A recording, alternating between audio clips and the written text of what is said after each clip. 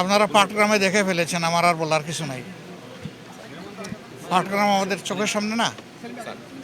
এখন দেশের এই পরিস্থিতি বিরাজ করছে, এমন পরিস্থিতিতে নির্বাচন কিসের, কী নির্বাচন হবে? এই জন্য আগে নির্বাচনের পরিবেশ অবশ্যই তৈরি করতে হবে। এই পরিবেশ তৈরির জন্যই সংস্কারের প্রশ্নগুলো এসেছে।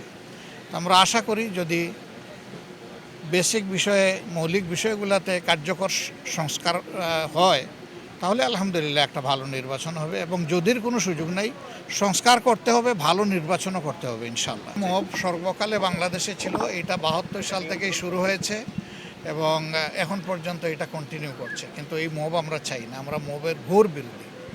কোনো মব নাই, এবং দেখবেন যে এই সমস্ত মবে জামাতে ইসলামের কোনো কর্মী সমর্থক কোথাও জড়িত নাই। নিয়ন্ত্রণ যাদের লোক তাদেরকে নিয়ন্ত্রণ করতে হবে, এরপরে রাষ্ট্রের দায়িত্ব।